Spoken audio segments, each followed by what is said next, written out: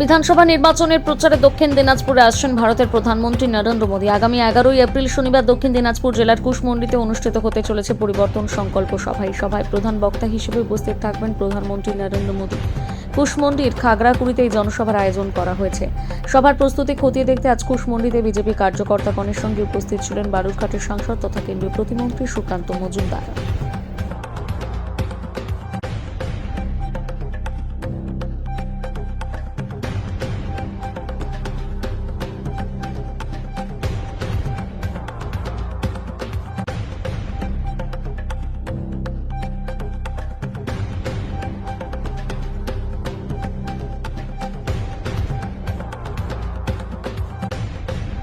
পাবে এবং কেমন জমায়েতের করার টার্গেট নিয়েছেন আপনারা? দেখুন, লক্ষাধিক জমায়েত হবে এখানে। আপনারা দেখতে পাবেন ঐতিহাসিক সভা এবং মাননীয় প্রধানমন্ত্রীর সভা আমরা ঘুরিয়ে ঘুরিয়ে করি, যাতে সব জায়গার মানুষ মাননীয় প্রধানমন্ত্রীর বক্তব্য দেখতে পায় এবং সরাসরি সে তাকে শুনতে পায়।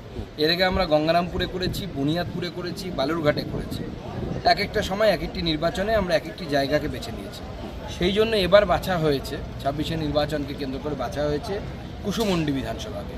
তো কুশমন্ডি বিধানসভাতে যেহেতু মাননীয় প্রধানমন্ত্রীর সভা হবে, কুশমন্ডি বিধানসভা এবং তার পার্শ্ববর্তী হরিরামপুর বিধানসভা, এই দুটোতে তো সবথেকে বেশি প্রভাব পড়বে। আমরা 6-0 করবো এবার তৃণমূল কংগ্রেসকে পর্যদস্ত করে।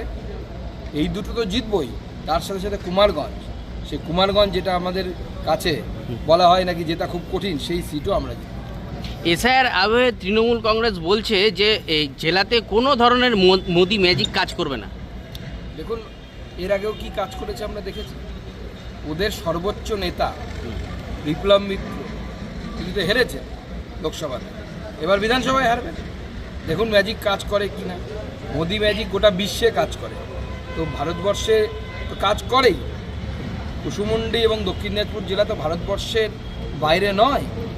আর এসআইআর হয়েছে, এসআইআরের মতো হয়েছে এবং সেটা তো তিনি যা ক্ষতি হচ্ছে বা লোকের যে এত লম্বা লম্বা লাইন, এ তো তৃণমূল কংগ্রেসের জন্য হচ্ছে। তৃণমূল কংগ্রেস কোর্টে যেতে কে বলেছিল? সুপ্রিম কোর্টে আমরা গেছিলাম না, নির্বাচন কমিশন গেছিল? কে গেছিল সুপ্রিম কোর্টে? সুপ্রিম কোর্টে তো তৃণমূল গেছে, জাজেদের হাতে দিয়েছে। সেই জন্য এরকম হয়েছে। যতক্ষণ নির্বাচন কমিশনের হাতে ছিল এত নাম বাদ পড়েনি, জাজেদের হাতে দেওয়াতে এত নাম বাদ পড়ে গেছে। বালুরঘাট বিধানসভা